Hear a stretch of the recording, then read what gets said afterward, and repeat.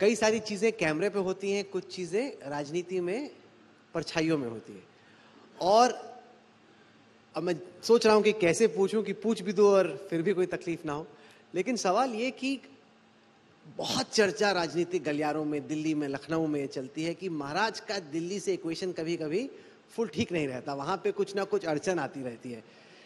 हर आदमी की अपनी टिप्पणी है, वो देखेंगे सवाल और अपना सोचेंगे। मैं आपसे जानना चाहता हूं, उत्तर प्रदेश के मुख्यमंत्री के तौर पे, ये जो अटकलों का बाजार गर्म रहता है कि महाराज का दिल्ली से कभी कभी इक्वेशन में कुछ गड़बड़ रहती है, उस सवाल का जवाब आप कैसे देना चाहते हैं? भाई, मैं तो एक योगी हूं, मेरा इक्वेशन किसी से खराब क्यों होगा?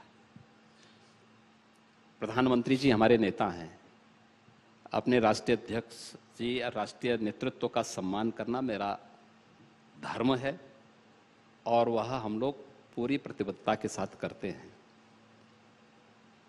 देखिए, जब मैंने संन्यास लिया था तब भी लोगों ने ऐसी बात कही थी, तब भी लोग कहते थे, ढेर सारी टिप्पणी करते थे, बहुत सारी बातें करते थे।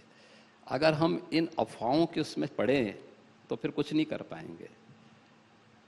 महाकुंभ को लेकर के भी ऐसी अफवाह चलती थी, लोग अलग अलग प्रकार की बातें करते थे, लेकिन इन सब की परवाह के बगैर हम लोग अपनी राह चलते हैं और हमें जो जिम्मेदारी दी गई है उस जिम्मेदारी का ईमानदारी पूर्वक निर्वहन करते हैं। ये डबल इंजन की सरकार है। जिन मुद्दों और मूल्यों को लेकर के हम लोग आए हैं उसमें पूरी तारतम्यता है। आदरणीय प्रधानमंत्री जी का, हमारे राष्ट्रीय नेतृत्व का जो मार्गदर्शन उत्तर प्रदेश के लिए प्राप्त होता है, उत्तर प्रदेश उसको 100% जमीनी धरातल पर उतारने का कार्य करता है। कहीं कोई इस प्रकार की बातें नहीं। अब बहुत सारे ऐसे बेरोजगार लोग हैं जिनके पास कोई काम ही नहीं है, तो कुछ तो बोलेंगे। नहीं, खासकर चुनाव के समय, लोकसभा चुनाव के समय ज्यादा चर्चा हुई थी इसकी योगी जी, और उसके बाद जब नतीजे उत्तर प्रदेश के दिखे तो उसमें कमी हुई, तो उसके बाद और ज्यादा आपके विरोधी उस पर बोलने लगे। क्या कारण रहा कि बोलने वालों का मुंह ना मैं बंद कर सकता हूं और ना बंद ही किया जाना चाहिए, क्योंकि उनकी रोजी रोटी उसी से चलती होगी, तो मैं किसी की रोजी रोटी पे क्यों ठोकर मारूं? एक दूसरा है कि राजनीति में बहुत सारे चीजें ऐसी हो सकती है, टिकट देने के लिए एक व्यक्ति नहीं, एक पूरे सिस्टम के साथ गुजरना पड़ता है लोगों को। तो बहुत सारे ऐसे कंपल्सन्स हो सकते हैं कुछ मुद्दों पर, जहां पर लोगों को हो सकता है कि उन चीजों से वो करना होगा। सामान्यतः ऐसा कोई भी कारण नहीं है। लीडरशिप के नेतृत्व में पूरा कार्य होता है और प्रधानमंत्री जी, ये हमारा सौभाग्य है कि इस सदी के सबसे बड़े यशस्वी नेता के नेतृत्व में भारतीय जनता पार्टी भी और देश भी, बहुत दुनिया की एक बड़ी अर्थव्यवस्था के रूप में देश और भारतीय जनता पार्टी दुनिया के सबसे बड़े राजनीतिक दल के रूप में उभरा है। और मुझे लगता है हमारा सौभाग्य है कि उनके नेतृत्व में हम लोगों को कार्य करने का अवसर प्राप्त हो रहा है। सर, आपने जिक्र किया चर्चाओं का, क्योंकि चर्चा इतनी होती है इसलिए सवाल पूछना जरूरी है। चर्चा तो इस बात की भी खूब होती है कि योगी जी को कभी कभी घुटन महसूस होती है कि जितनी फ्रीडम टू ऑपरेट होनी चाहिए उतनी उनको मिलती नहीं, कि कौन क्या बनेगा कैसे, इस पे नजर रहती है। आप उत्तर प्रदेश के चीफ एग्जीक्यूटिव हैं, अगर ये सवाल पूछा जाए कि आपको आपकी मैनेजमेंट बोर्ड से एक सीईओ के तौर पे जितनी फ्रीडम मिलनी चाहिए अपने हिसाब से चलाने की, क्या आपको मिलती है? कभी कभी लगता है कि थोड़ा सा मुझे। आपको क्या लगता है? मेरी कार्य पद्धति से ऐसे लगता है कि मैं बंद के काम कर रहा हूं। बड़ी अजीब सी बात आपने प्रश्न कर दिया। देखिए, आप मुझे बताइए कि पूरा मंत्रिपरिषद महाकुंभ में था, पूरा जो हमारा मंत्रिपरिषद अयोध्या जाता है, काशी जाता है, बरसाना नहीं लेके गया था, क्योंकि अभी हमारा विधानसभा का सत्र संपन्न हुआ है।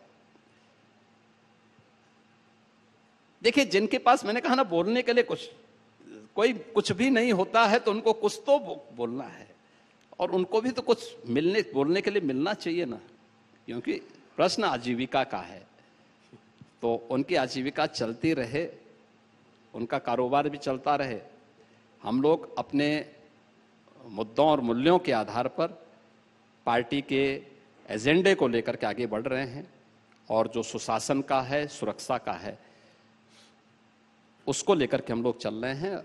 हमें प्रसन्नता है कि ये सही दिशा में आगे बढ़ रहा है। सर, लोकसभा चुनाव में परिणाम आए, परिणाम अपेक्षा से खराब थे।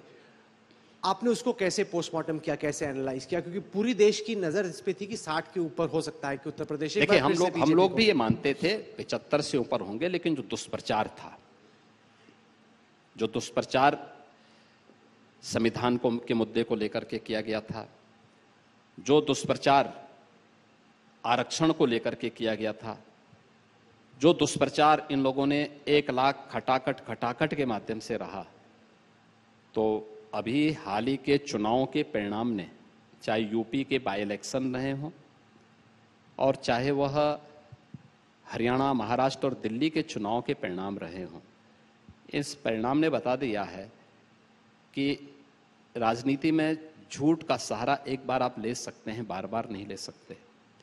और जनता की आंखों में धूल एक बार झोंका जा सकता है, बार बार नहीं। और यही हुआ है। जनता जनार्दन ने एक सिरे से उन्हें खारिज किया है, एक सिरे से खारिज किया है। यूपी के अंदर देखो ना, 10 उपचुनाव हुए थे।